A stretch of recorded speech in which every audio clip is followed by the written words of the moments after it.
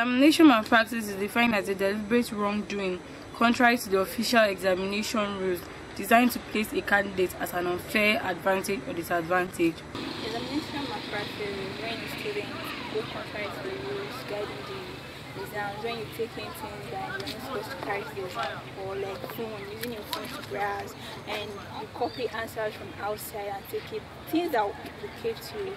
According to Hornby 2005, malpractice refers to the careless, wrong or illegal and undesirable professional behavior during and after examinations. It is regarded as the national tragedy of education. Examination malpractice is defined as deliberate wrongdoing contrary to official examination rules. Maheshwari 2011. Ugu 2012 defined it as a deliberate wrongdoing contrary to official examination rules and designed to place a candidate at an unfair advantage.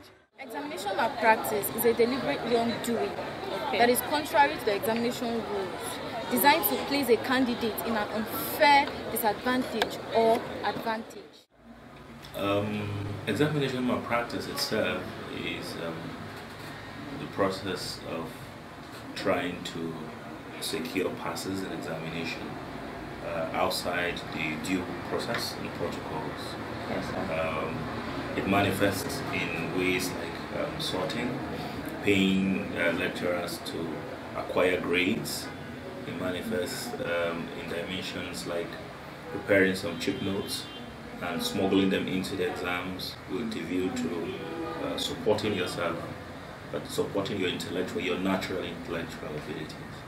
It also manifests by ways of trying to sniff out certain details from what your colleague is trying to bring to bear on paper. Ayani and Anya 2017 identify forms of examination malpractice to include tattoo, token, contracts, expo, computo, impersonation, question paper leakage, aiding of students by lecturers, collusion among students, use of unauthorized materials in the examination hall, giraffe or extend of neck to copy from others, and spying during examination. There are different forms of examination malpractice. They come in different forms, like giraffing, looking into a candidate's paper. You understand? Like you are trying to stretch your neck to look into another candidate's script to get answers. Then secondly, I would say we also have how like it is asking the candidate questions during an exam. When you tap the candidate during an exam, when the exam is ongoing and you are trying to ask the candidate questions. Then thirdly, people bring foreign materials into an examination or like. Maheshwari 2011 identified leakage of question papers to spying, changing answer books, impersonation, misconduct in the examination center, approaching invigilators or examiners, making false entry in award lists or examination registers, and issuing fake certificates or degrees as forms of malpractice. Basically, we have many forms of examination malpractice. We have tattooing, we have impersonation, we have giraffing, and the rest. But we're talking about just the tattooing. This is where students write on different body parts. Some they write on their palms, some on their lap, to take into the exam to help themselves out during the exams. And impersonation, this is where students they bring people which are not even from the department or are not supposed to sit for the exams to come and write for them. People they feel they are more intelligent than them. You have pre-examination malpractice issues. You have the actual examination malpractice issues, and then you have post-examination malpractice issues. The pre is before the exams. Before the exam, some people try to buy, what do you call this, answer question papers, just to get an insight into what they're going to see in exams and all that stuff. And some create alliances, and they have specific sitting arrangements and all that stuff. And then in the course of the exams is the actual execution of the examination malpractice. Either making use of your chip notes or trying to swap booklets in the course of exams, or to pull out answers from what your colleague is trying to put on paper. Some students copy certain things in their palms. Some ladies go as far as copying on their ties. And then in an examination situation, you see them folding everything and sitting loosely, so that this invigilator becomes very confused if you are a male invigilator, because they look at their ties and blah blah blah. And then some would smuggle in chips into the exams. Chips are little papers. Sometimes when you read, you summarize what you're reading, and they have a way of arranging that properly, and they fold it properly. Sometimes they insert it in their panties. Some will insert it in very strange places that you wouldn't imagine the paper would be there. And they have very stylish way of removing that and making use of it. A case was found of a student who had a phone tied around her hair, and her weave on was shielding it. And then she had an earpiece also, and the hair covered everything. And then somebody was now reading the answers to her in the exam station. And I don't know who was the person that alerted the invigilator, because like the invigilator had advanced knowledge, knew her where, because no human eye could see it.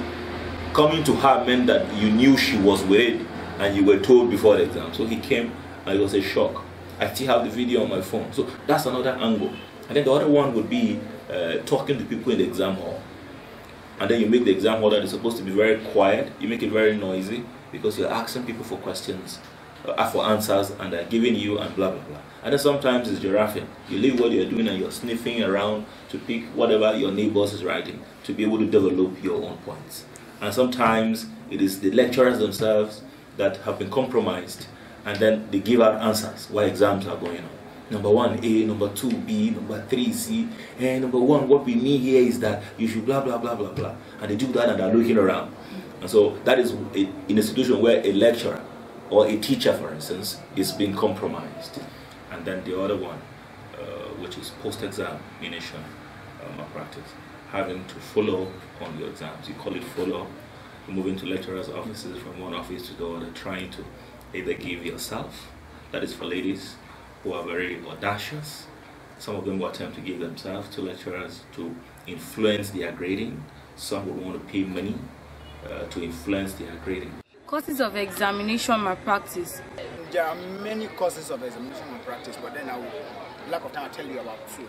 We have, I would say, unseriousness and nonchalant attitude. Okay. When I say unseriousness, there are some students, they are actually students, admitted students, but you find them in the club more than the school itself, which they are here for. So then when the semester comes to an end and it's time for exams, they have not been learning, they are not there. So then they'll be forced to giraffe or sometimes peep in their books and then maybe deceive themselves because of internet, browsing for answers. And when you say nonchalant attitude, there are some that are always there, or actually in the class, but they have divided attention. Some are in the class while the lecturer is teaching, they are there operating their phones, making phone calls and other things. And then when it comes to time of exam, they cannot give out what the lecturer was giving because they did not hear when he was teaching. So they will be forced within themselves to cheat, to indulge in it. So I will just talk about the two. Thank you very much. Please, can you tell us about the causes of examination malpractice? Like what causes students? The causes I have right on my mind now is corruption in our educational system and the inherent responsibility of parents to actually guide their children through school curriculum.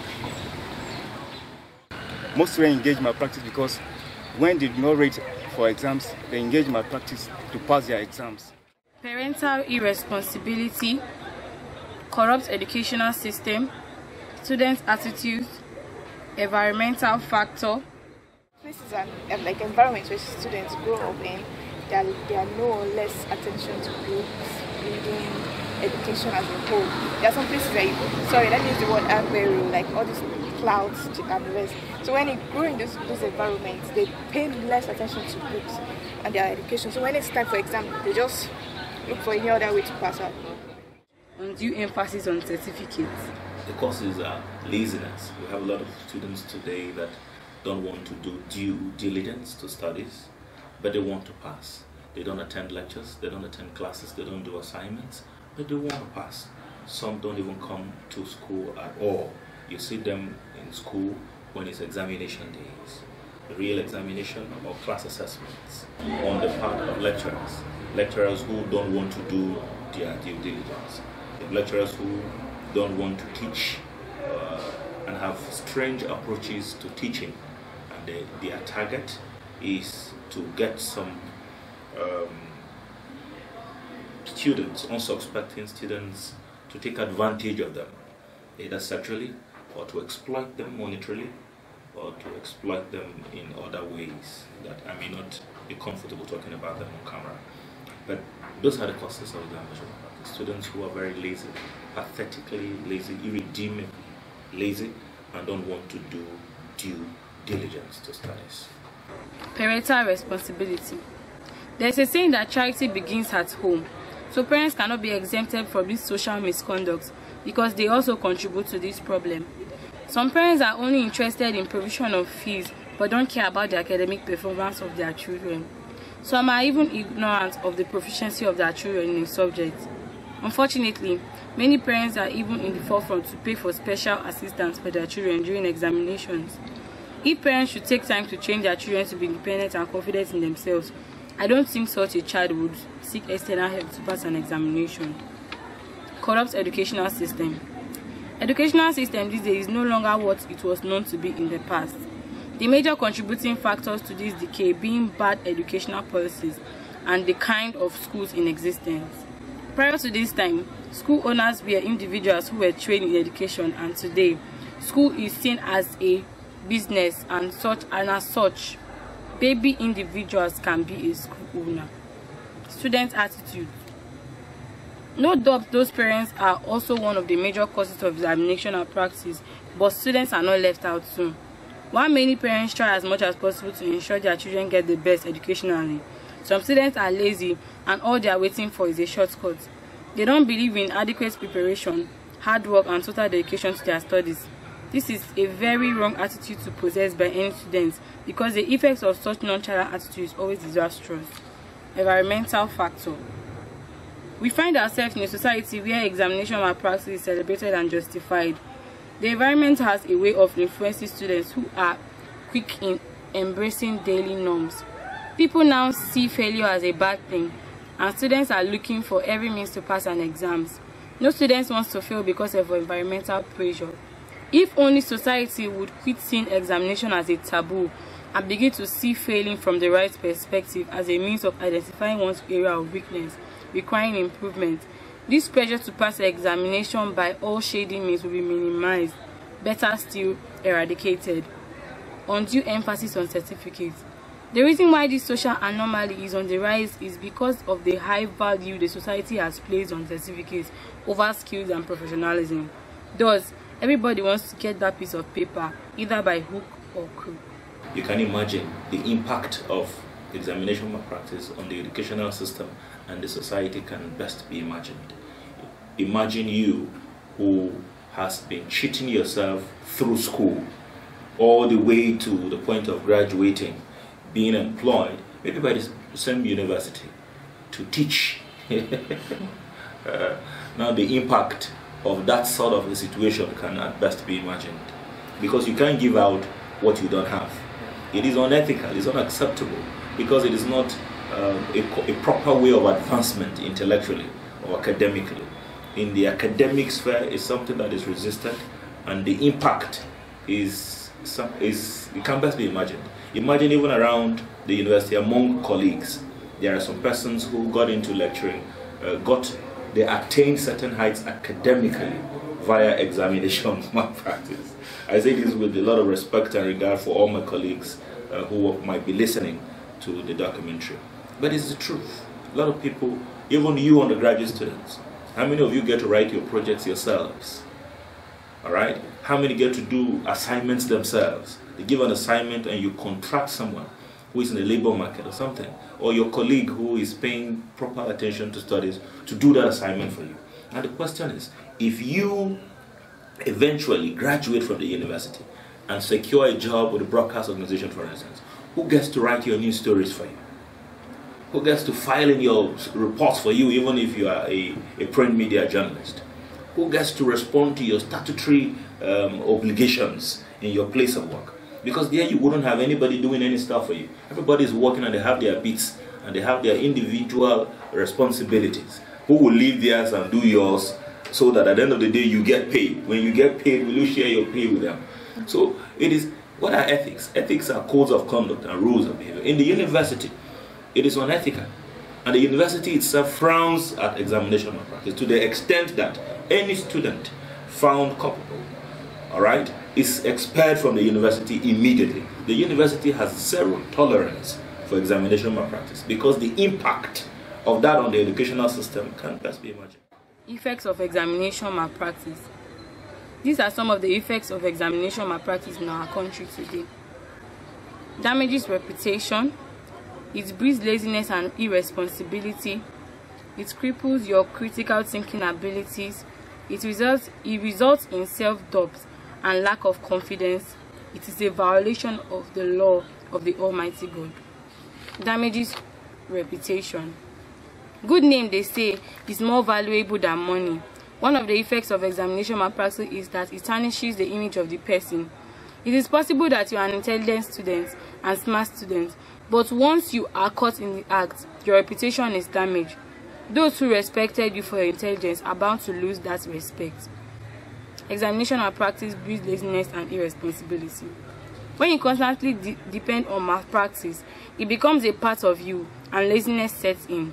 The effects are that you become very dull and absolutely dependent on some of these chips, without which you yourself can be coordinated and can be collected to make rational and reasonable, relevant responses, even to your statutory obligations. And a student who has yielded completely to examination malpractice as a standard practice for passing and advancement academically ends up becoming an educated illiterate. All right, you've been through school, you may have the paper, all right, insinuating that you've graduated from the university for so and so courses, or in so and so areas or fields, but you are absolutely blank in that area. You can imagine, for instance, interacting with a student who purportedly is a graduate of mass communication, and then demanding them to just write some news stories or to explain to you what news is, and they being blank. You don't need to read before you tell me the definition of news, for instance. If you actually went through school and read mass communication. And at the end of the day, if through examination malpractice, you come out with a first class, for instance, and the university is so impressed that, we have a first class graduate, all right? And the whole world is clapping for you. And the university decides to reward your hard work with a job. Say, no, you are not going, we can't let you go. We would love you to come back into the university and teach this which you know so well. Please, can you tell us the effects, the consequences of examination malpractice on students? Okay, examination malpractice can lead to rustification. As a student, if you are caught in a form of examination malpractice, you might be expelled. Like you end up being a dropout, a university dropout. And then examination malpractice can also cripple your critical thinking.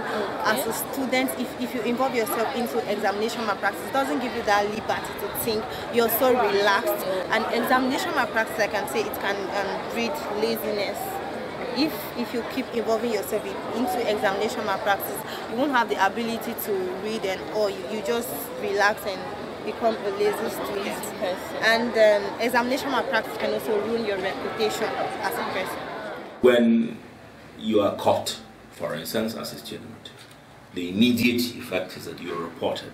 And the university has a committee, all right, that looks at examination malpractice cases. Now, once your case is reported and the evidence is attached, the university has a committee like that. And the job of that committee is a Senate committee. It looks at the disciplinary aspects. It examines examination malpractice cases as are being reported to them through the department, through the faculties. And so, if you take a decision, the immediate consequence is that the student should be sent home. You are expelled from the university. We appreciate you for having applied to study at the university. Thank you for how far you've come, but at this point, with this on so and so grounds, you are no longer a part of us. But recently, Senate has been trying to review that position. Instead of sending students away, releasing them into the society to go and cause more harm in the society, how can we retain them but make them pay for that which they've done? And part of the recommendations were that it is important to keep them on campus and sew uniforms for them and write boldly on the uniforms, a victim of examination malpractice, and get them to be sweeping the campus for a period of time and cleaning the toilets and doing stuff around, so that everybody sees that I was caught, involved with examination malpractice and that.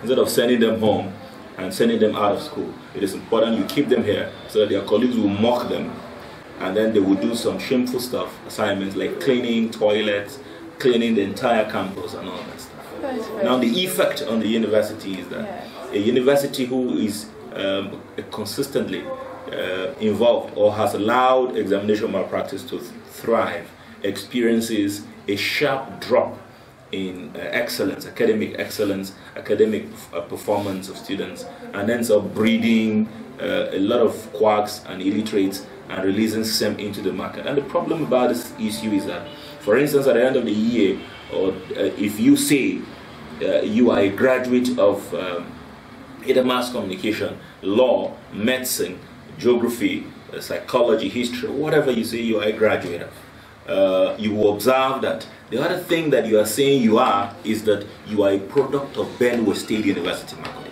And wherever you go and you say, I have a degree, for instance, I graduated from this university. I have a degree in mass communication. Wherever I go, the next thing aside my degree is, where did you get it from? And it is Benue State University. And even I am unable to justify the papers I say that I have, then it rubs back negatively on the corporate image of the institution I say I'm coming from. So these are part of the effects. And then on the society as well, you release such people into the society who are purportedly educated, but quacks and dafts, all right? And you understand what that would do to society. Part of the problems we have in Nigeria today, politics and all that stuff, we have leaders who have nothing upstairs. People who are claiming to be what they are not. And the consequence is bad governance, and then you and me become the victim.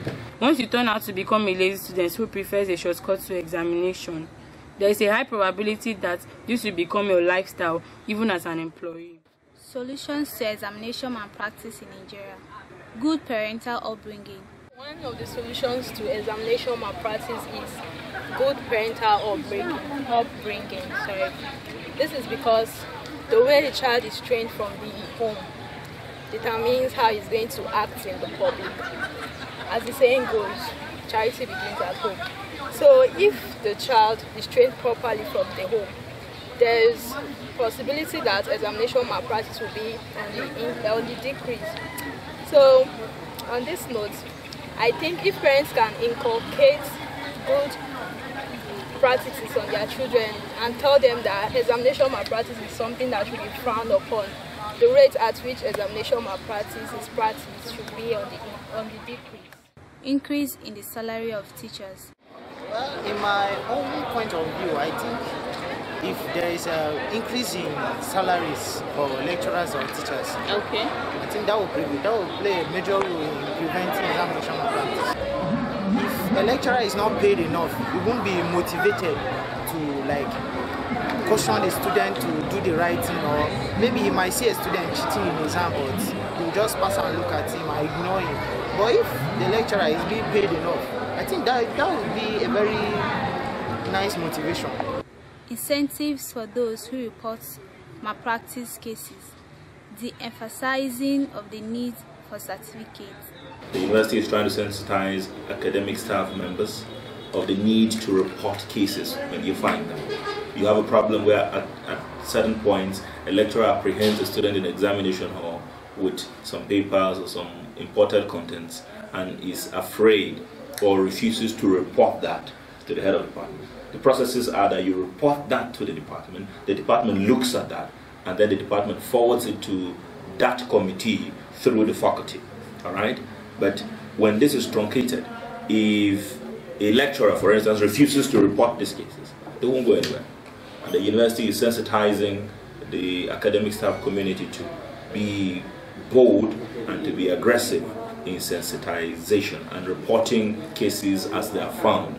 And then departments have been able to replicate the same committees. For instance, in the Department of Mass Communication, we also have a committee that is saddled with the responsibility of looking at examination malpractices issues. I happen to be the secretary of that committee, so we'll look at these issues. We'll move around the entire university talking to students, level by level.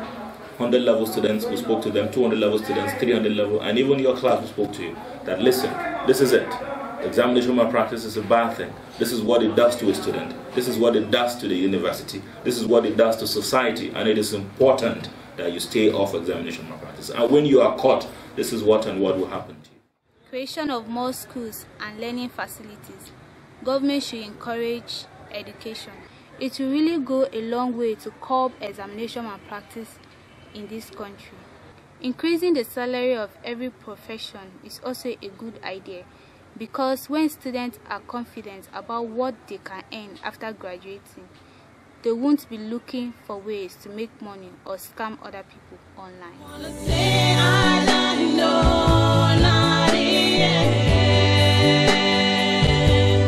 I don't wanna say